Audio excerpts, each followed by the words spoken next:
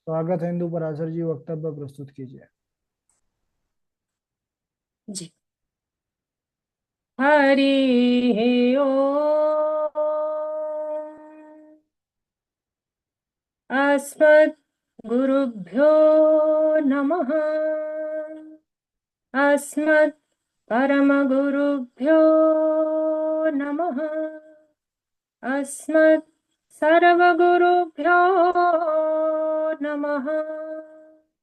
श्री राधा कृष्णाभ्यां नमः।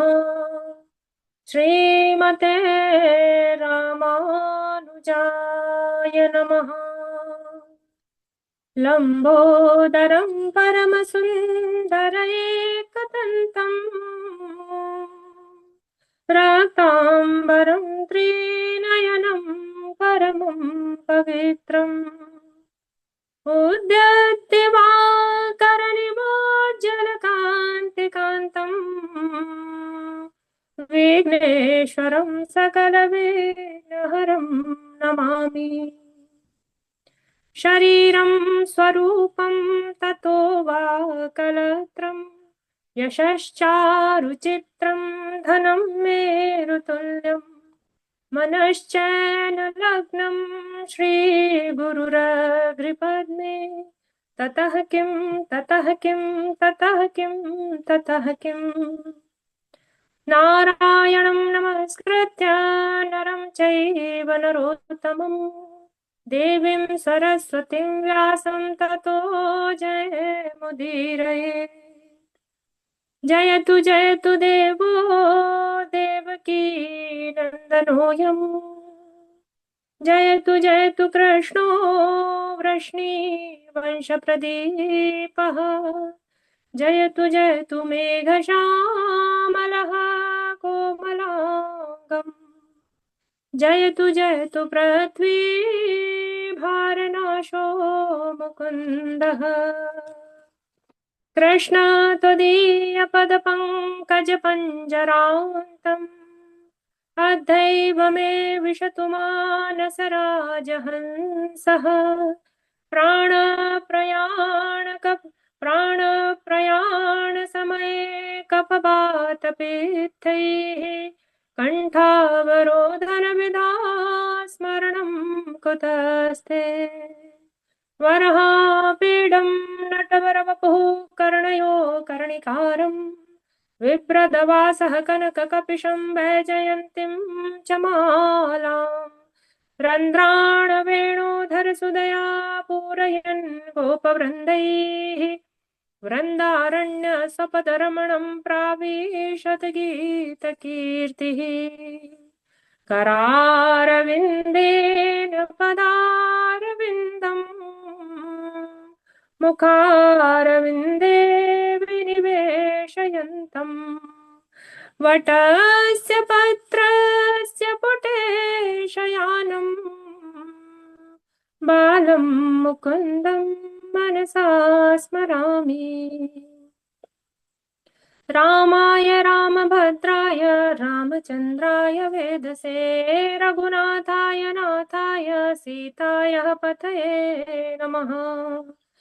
अञ्जनानन्दनं वीरं जानकी शोकनाशनं कपीशमक्षहन्तारं वन्दे लङ्काभयङ्करम् मूकं करोति वाचालं पङ्गुं लङ्घयते गिरिं यत्कृपातमहं वन्दे परमानन्दमाधवम्।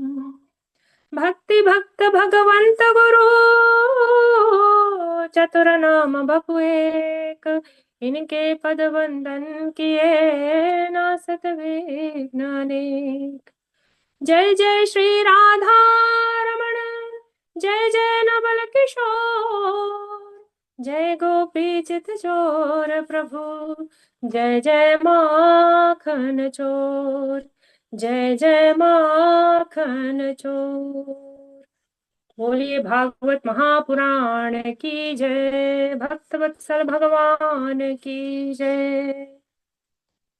अनंत कोटि ब्रह्मांड नायक अचिंत कल्याण गुणगण निधान परमेश्वर सर्वेश्वर सर्वाधिपति अकारण करुणा वरुणालय अकारण करुणाकार सकल जन्य कल्यशापहारक परात्पर परब्रह्म अनंत कोटि कंदर्प दर्प दलन पटियान निर्गुण निराकार सगुण साकार जगदैक बंधु करुणैक सिंधु सच्चिदानंद घन परमात्मा श्री कृष्ण एवं उनके आह्लादिनी शक्ति प्राणप्रिया वृषभानुनंदनी श्री राधा जी के युगल चरणार बिंदों में दासी का बारंबार प्रणाम।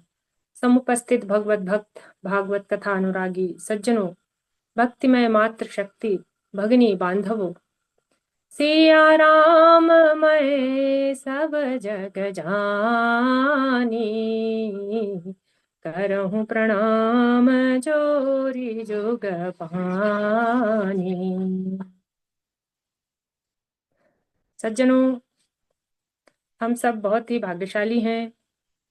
कई कई जन्मों के जब पुण्य उदय होते हैं तब जाकर हमें यह श्रीमद् भागवत महापुराण कथा को पढ़ने का सुनने का सौभाग्य प्राप्त होता है। भगवान की जब विशेष कृपा होती है तब जाकर कहीं हमें यह अवसर प्राप्त होता है।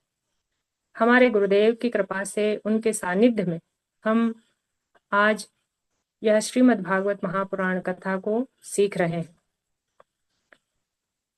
पिछले दिवस हम भगवान बालकृष्ण की सुंदर लीलाओं को श्रवण कर रहे थे। भगवान बालकृष्ण का जन्म हो चुका है। बाबा बालकृष्ण अभी हमारे कृष्ण भगवान लल्ला छोटे ही थे, 6 दिवस के ही हुए थे कि पूतना नाम की एक राक्षसी ने उन्हें उठा लिया, उन्हें मारने का प्रयास किया। यह हमने पिछले दिवस श्रवण किया था। भगवान तो हमारे बड़े दयालु हैं, उन्होंने उस पूतना जैसी राक्षसी को भी मुक्ति प्रदान की। जब वह मुक्ति मिल गई उसे, उसका प्राणांत हो गया, तो जो गोपियां थी उन्होंने बालकृष्ण को, भगवान हमारे कन्हैया को उस पूतना के ऊपर से उठाया और उसे गोबर गौमूत्र इत्यादि से स्नान ध्यान कराया, गौरज लगाई और भगवान के 12 नामों से उनकी नजर उतारी, उनकी रक्षा करी। इंद्रियाणि ऋषिकेशः प्राणान्नारायणो वतु श्वेतदीपपतिश्चित्तं मनो योगेश्वरोतु मनो योगेश्वरोवतु। ऋषिकेश भगवान हमारी इंद्रियों की रक्षा करे, नारायण प्राणों की, श्वेत दीप के अधिपति वराह भगवान चित्त की और योगेश्वर भगवान मन की रक्षा करे। ऐसे कहकर लल्ला की नजर उतारी गई। और सज्जनों, कहा जाता है कि जिन बालकों को नजर लग जाती है या रोगग्रस्त हो जाते हैं उनके लिए हमारे भागवत जी में यहाँ 8 श्लोक दिए हुए हैं। 10वें स्कंद में 8वें अध्याय के 22वें श्लोक से लेकर 29वें श्लोक तक का अगर नित्य पाठ किया जाए तो बालक स्वस्थ हो जाता है। अब नंद बाबा मथुरा से लौट कर आए हैं। जब उन्होंने देखा कि एक बड़ी भयानक पूतना वहां पर मरी हुई पड़ी है, तो उन्हें ध्यान आया कि वासुदेव जी ने जो कहा था उनकी वाणी सत्य हो गई, वे कोई साधारण पुरुष नहीं है। अब पूतना के कई टुकड़े किए गए नंद बाबा के कहने पर और उनकी कई चिताएं बनाकर उसमें आग लगा दी गई, उसको अंतिम गति प्रदान हुई। सज्जनों, यहाँ पर उसके जो शरीर, वह तो राक्षसी थी, छोटे छोटे बालकों का रक्त पीना उसका काम था, परंतु फिर भी उसके चिता से दुर्गंध नहीं आ रही थी, सुगंध ही आ रही थी। क्यों न हो, आखिर हमारे बालकृष्ण के द्वारा ही, हमारे कन्हैया के द्वारा ही उसे मुक्ति प्रदान हुई थी। पूतना लोक बालग्नि राक्षसी रुधिराशना जिघांसयापि हरये स्तनं दत्त्वापसद्गतिम्। सुखदेव जी बता रहे हैं, परीक्षित, पूतना जाति से तो राक्षसी थी, छोटे छोटे बालकों को मार डालना, उनका रक्तपान करना उसका काम था। लेकिन हमारे भगवान कितने दयालु, श्री कृष्ण कितने परम कृपालु हैं। वह तो भगवान को मारने आई थी, परंतु उसे भी हमारे कन्हैया ने माता की गति प्रदान की। कम वा दयालुम शरणम ब्रजे, कम वा दयालुम शरणम ब्रजे। भगवान ऐसे हमारे कन्हैया कितने दयालु हैं, उन्हें छोड़कर हम भला किसकी शरण ग्रहण करें। भक्त वत्सल हैं भगवान। यहाँ पर सुखदेव जी परीक्षित को बता रहे हैं कि बाबा हमारे लल्ला की, कृष्ण कन्हैया की जो बाल लीलाएं हैं बड़ी ही सुंदर हैं, बड़े ही नटखट हैं वे। अब कन्हैया 3 महीने के हो गए हैं, उन्होंने पहली बार करवट बदली। तो मैया यशोदा ने जब देखा तो वे बड़ी प्रसन्न हो गई और उन्होंने कई गोपियों को एकत्रित कर लिया, सबको बुलाया कि अरे अरे देखो मेरे लल्ला ने आज पहली बार करवट बदली। सभी गोपियां एकत्रित हुई, ब्राह्मणों से स्वस्ति वाचन करवाया, कन्हैया को स्नान कराया, अच्छे अच्छे सुंदर वस्त्र पहनाए, तैयार कर कर बिठा दिया। गोपियां उन्हें लेटा दिया, गोपियां बधाई गीत गाने लगी। अब मैया ने देखा कि हमारे लल्ला को नींद आ रही है, तो उन्हें एक छकड़े के नीचे, मतलब बैलगाड़ी के नीचे पलना डालकर वहां पर लेटा दिया, सुला दिया। तो जनो उसी समय सकटासुर नामक एक दैत्य आया। ये जो सकटासुर है वह पूर्व जन्म में हिरण्याक्ष का पुत्र उत्कच था। उसे अपने शरीर पर बड़ा घमंड था, अभिमान था। एक दिन उसने लोमस ऋषि के आश्रम के कई वृक्षों को अपने पैरों तले कुचल दिया। लोमस ऋषि को क्रोध आ गया, उन्होंने उसे श्राप दे दिया कि जा, तुझे तेरे देह पर बड़ा अभिमान है, तू देह रहित हो जा। जब उत्कच ने उन्हें श्राप दे दिया, ऋषि लोमस ने उत्कच को जब श्राप दे दिया, तो जो उत्कच था वह ऋषि से क्षमा याचना करने लगा। तो लोमस ऋषि ने कहा कि वैवस्वत मनवंतर में, द्वापर युग में श्री कृष्ण जब आएंगे तो उनके चरण के स्पर्श से तुम्हारा उद्धार होगा, तुम्हें मुक्ति प्राप्त होगी। वही उत्कच सकटासुर बनकर आया है और कन्हैया को छकड़े से दबाकर मारना चाहता है। परंतु हमारे कन्हैया तो कोई साधारण तो है नहीं। कन्हैया ने अपने नन्हे नन्हे चरण कमलों से उसमें ऐसा प्रहार किया कि वह आकाश में उड़ गया और धड़ाम से आकर पृथ्वी पर गिर गया। उसमें रखे हुए सारे माट मटके फूट गए। सकटासुर का गोविंदाय नमो नमः हो गया, प्राणांत हो गया उसका। चकड़े के गिरने की जो ध्वनि आई बड़ी तेज थी, तो सभी गोपियां जो थी वहां पर वह दौड़ कर आई और पूछने लगी कि इस चकड़े को किसने पलटाया। वहां खेलते हुए जो बालक थे उनसे पूछा कि इस चकड़ी को किसने उल्टा कर दिया। बालकों ने कहा कि यह जो कन्हैया है ना, इसके कन्हैया ने ही इसे अपने पैरों से उल्टा कर दिया। तो बालकों की बात पर किसी ने भी भरोसा नहीं किया। अब ब्रजवासी जो थे वो बड़े भोले थे, भगवान के ऐश्वर्य को, हमारे कन्हैया की शक्ति को वे नहीं जानते थे। परीक्षित बता रहे हैं यहाँ पर कि एक दिन मैया अपने लल्ला को गोद में लेकर बैठी हुई थी, उन्हें दुलार कर रही थी, प्रेम कर रही थी। उसी समय तृणावर्त नामक एक दैत्य आया।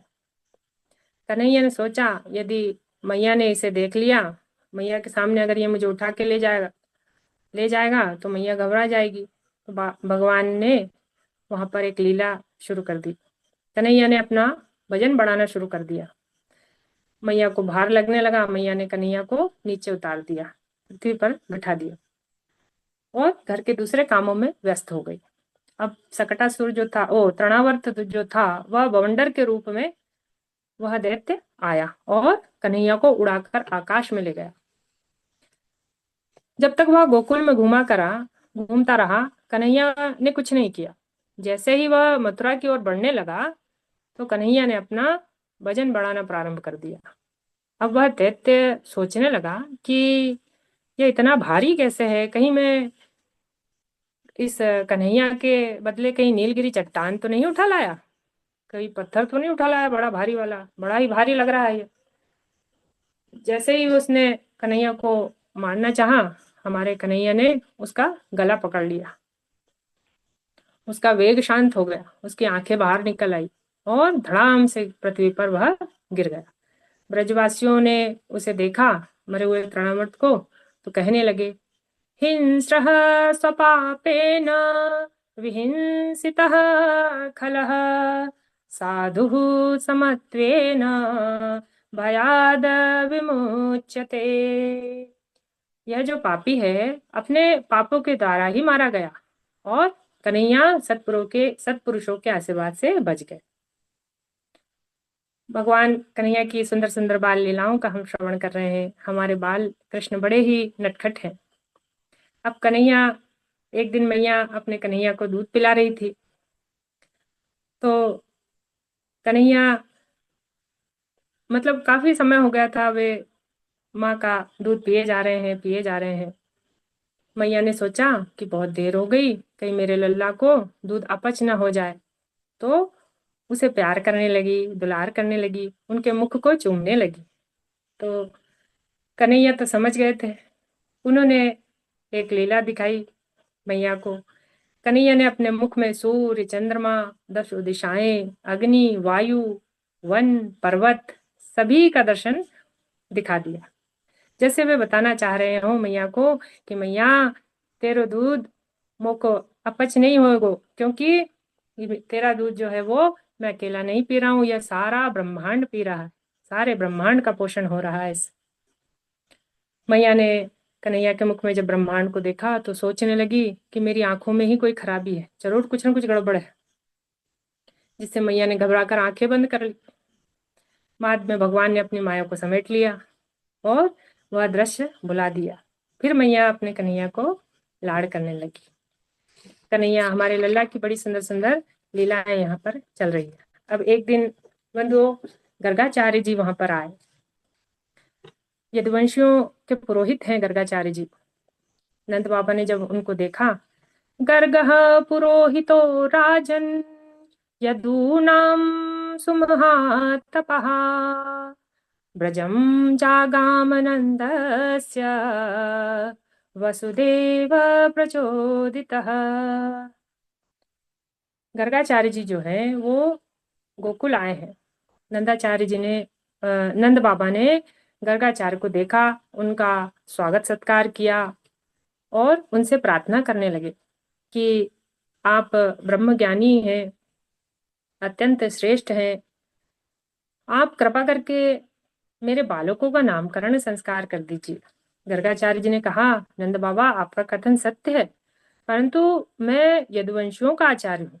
यदि मैंने इन बालकों का नामकरण किया तो कहीं कंस ये न समझ ले कि ये वसुदेव का पुत्र है, इसे वसुदेव का बालक न समझ ले, इसलिए मैं इनका नामकरण नहीं कर सकता। तब नंद बाबा ने कहा कि आचार्य जी, आप एकांत में गौशाला में इनका नामकरण संस्कार कर दीजिए, यह बात किसी को भी पता नहीं चलेगी। गर्गाचार्य जी ने नंद बाबा की बात मान ली। अब मैया यशोदा ने सोचा कि ये गर्गाचार्य जी बड़े दिव्य हैं, बड़े ही पहुंचे हुए पुरोहित है, तो इनकी क्यों ना इनकी परीक्षा ली जाए। मैया यशोदा ने अपने लल्ला को, कन्हैया को रोहिणी की गोद में ले लिया और बलराम जी को अपनी गोद में बिठा लिया। अब जो गर्गाचार्य जी हैं वो तो त्रिकालदर्शी हैं। जैसे ही यशोदा की गोद में उन्होंने बलराम को देखा तो तर्जनी उंगली का इशारा करते हुए कहा कि अयम हि रोहिणी पुत्रो रमयन् शूरदो गुणैः आख्यास्यते राम इति बलाधिक्यात् बलं विदुः। यह रोहिणी का पुत्र है, बल में अधिकता के कारण लोग इसे बल कहेंगे। यह सबको आनंदित करेगा, इसलिए इसका दूसरा नाम राम होगा। तब ये बलराम कहलाएंगे। कंस के अत्याचारों से जहां तहां भागे हुए यदुवंशियों को एकत्रित करेगा और मेल मिलाप कराएगा, इसलिए इसका एक नाम संकर्षण भी होगा। इसके पश्चात जैसे ही गर्गाचार्य ने श्री कृष्ण को देखा, उनकी दृष्टि जैसे ही हमारे लल्ला पर पड़ी, बाल कृष्ण भगवान पर पड़ी, तो वे भाव विभोर हो गए, समाधि में डूब गए। कुछ देर के लिए उनकी वाणी चुप हो गई, मौन हो गई। समझ में नहीं आ रहा था उन्हें, मतलब भगवान को जैसे उन्होंने देखा तो इतने मन में इतनी प्रसन्नता हुई कि वे मंत्र मुग्ध हो गए, समाधि लग गई। नंद बाबा ने उन्हें हिलाया, कहा क्या हुआ गर्गाचार्य जी। गर्गाचार्य जी ने कहा, नंद बाबा, तुम्हारा यह जो पुत्र है, यह प्रत्येक युग में शरीर ग्रहण करता है। इस समय इसने कृष्ण वर्ण स्वीकार किया है, इसलिए इसका एक नाम कृष्ण होगा। रोहिणी नक्षत्र के द्वितीय चरण में इसका जन्म हुआ है, इसलिए इसका दूसरा नाम वासुदेव होगा। या पहले वसुदेव जी की के पुत्र रहे होंगे, इसलिए इसका नाम वासुदेव होगा। इसके अलावा इसके गुण और कर्मों के अनुसार अनेकों नाम होंगे, जिन्हें मैं जानता हूँ, साधारण पुरुष नहीं जानते। यह गोप और गायों को बड़ी आपत्तियों से रक्षा करेगा, ग्वालों की रक्षा करेगा, गायों की रक्षा करेगा। गुणों में यह साक्षात भगवान श्री नारायण की तरह होगा। इस प्रकार नामकरण करके गर्गाचार्य जी मथुरा की ओर लौट गए। बोलिए बाल कृष्ण भगवान की जय। यहाँ पर भगवान कृष्ण की बाल लीलाएं आगे भी हैं, हम अगले दिवस इन्हें श्रवण करेंगे।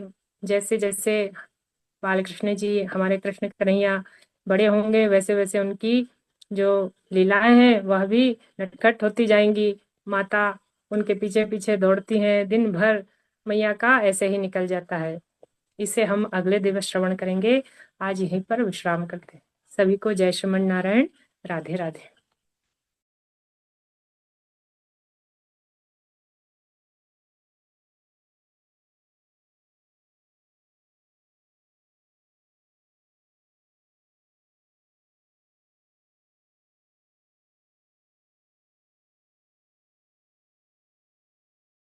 ठीक है इंदु पराशर जी,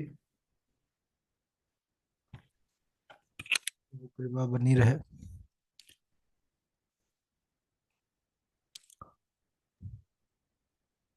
आवाज पहुंच रही है हमारी ना? जी गुरु जी, आ रही है। ठीक। बारिश का भी टाइम हो रहा है, यहाँ पर बहुत बारिश हो रही है हमारे यहाँ। अच्छा अच्छा। गुरु जी मेरी क्लियर आ रही थी?